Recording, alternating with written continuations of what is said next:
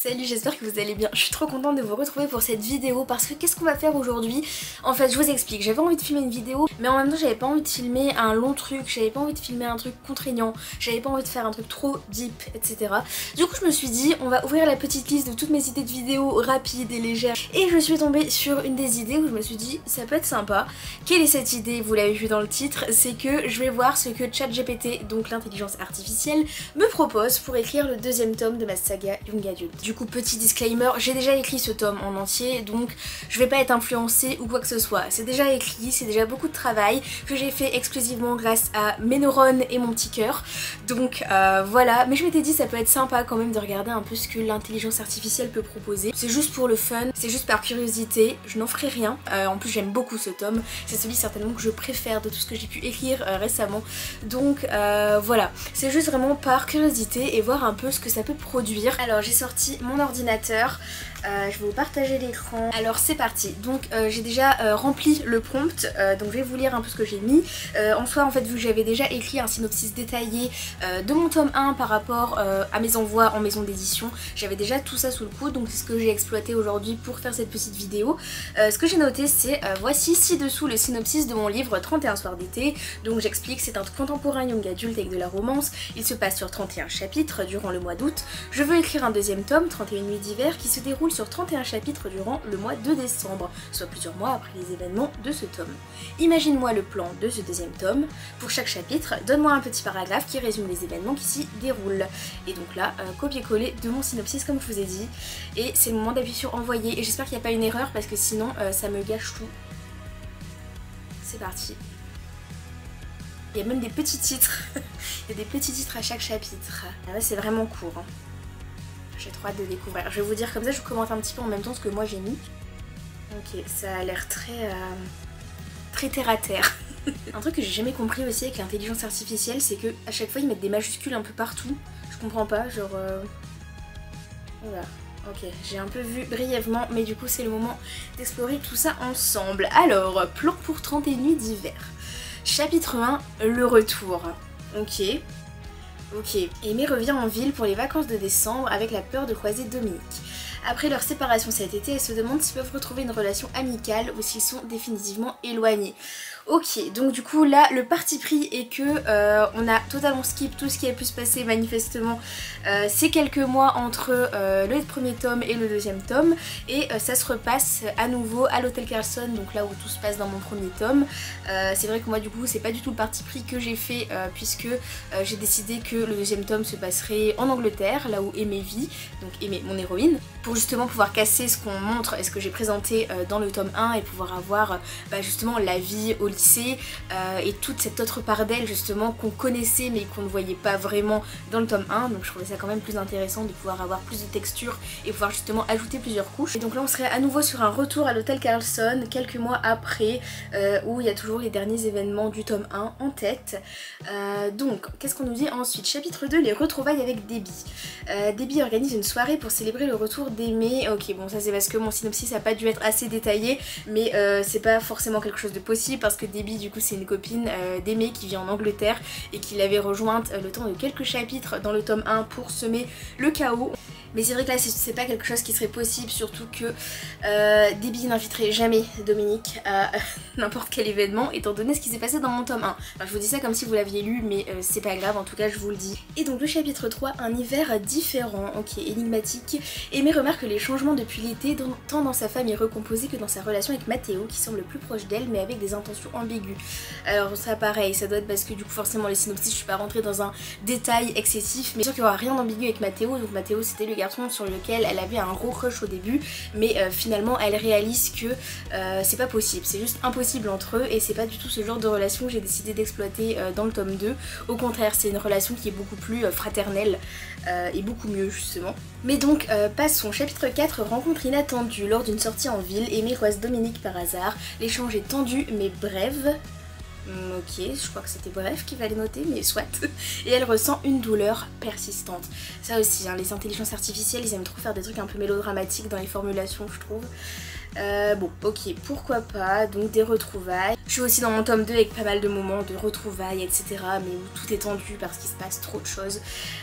Donc voilà, ensuite on passe au chapitre 5, les conseils de Debbie. Debbie encourage Aimée à parler franchement à Dominique malgré ses hésitations. Aimée commence à envisager d'aborder leur passé commun. Bon, ça ne viendrait jamais de la part de Debbie car Debbie est là pour leur mettre des bâtons dans les roues. Mais donc passons au chapitre 6, un projet de Noël. Ok, on commence à parler de Noël, ça me plaît.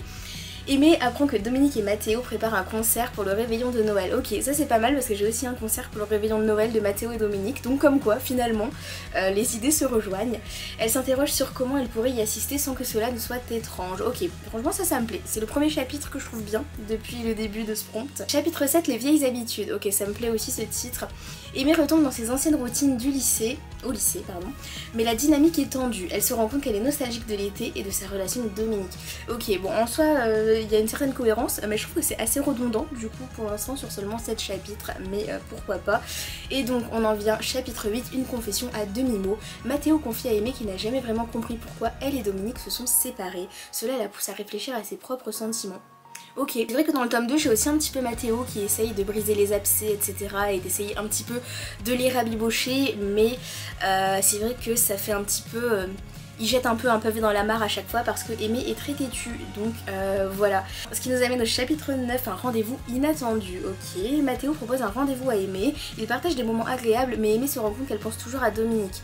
Ok, ça a l'air un peu confus hein, déjà dans ce qu'ils me disent parce que les chapitres précédents, Mathéo essaye du coup de dire à Aimée qu'elle devrait se remettre avec Dominique en coup, mais juste après il lui propose un date, bon ok, le chat GPT n'est pas très clair. Donc ensuite, chapitre 10, les souvenirs refoulés. Aimée tombe sur une ancienne photo d'elle et Dominique, submergée par des souvenirs, elle commence à douter de sa décision de rester éloignée de lui. Ok, une fois de plus cohérent, mais redondant, je trouve.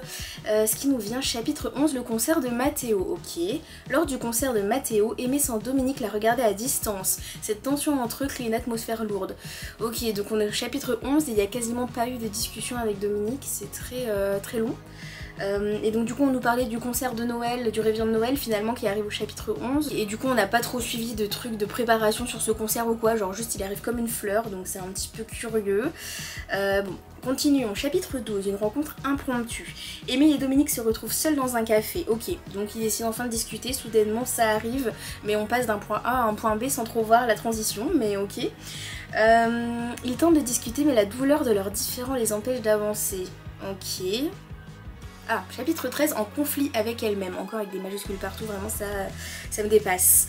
Aimée est de plus en plus frustrée par ses propres émotions et la difficulté de tourner la page. Ok, j'ai l'impression que je lis un petit peu cette phrase-là sous différentes formes tout du long depuis le début, mais ok. Chapitre 14, ah, l'arrivée de sa mère, c'est bien. Les conseils de Janie. Aimée se confie à sa mère Janie qui l'encourage à affronter ses peurs et à parler honnêtement à Dominique. Ok.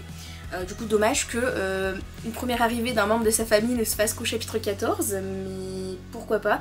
Moi sur le tome 2 c'est vrai que la famille elle est très présente, c'est vraiment justement un de mes fils rouges. J'ai voulu que, puisque c'est un tome qui va se passer aux périodes de Noël, des fêtes de fin d'année, je trouve que c'était vraiment le tome parfait pour mettre la famille à fond. Alors, on en arrive à la moitié, chapitre 15, l'invitation.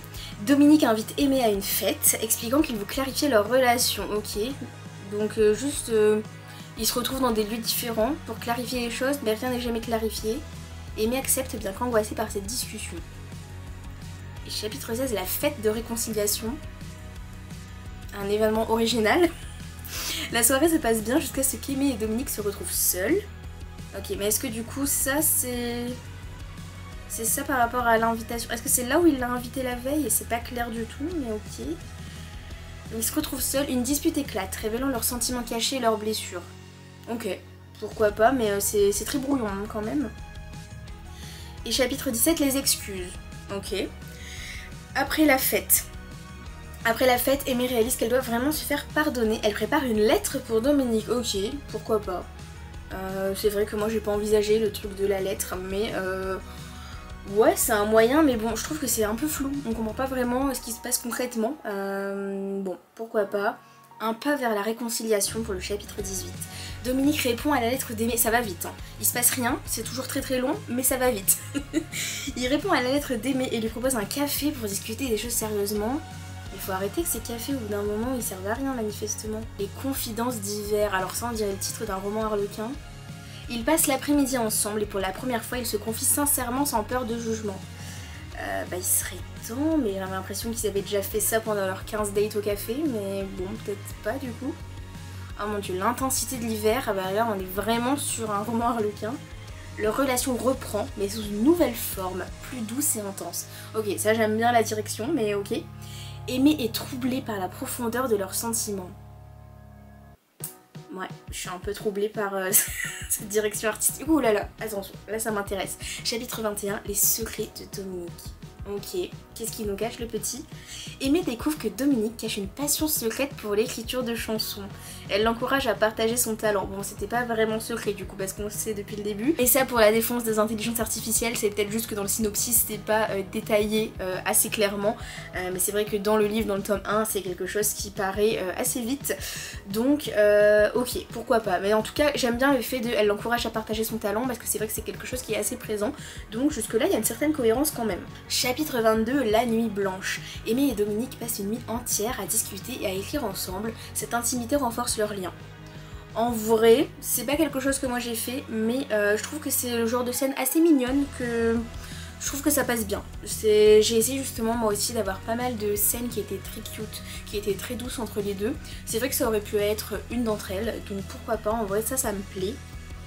Ah, mais on repart avec le chapitre 23 qui s'appelle Les doutes d'Aimé.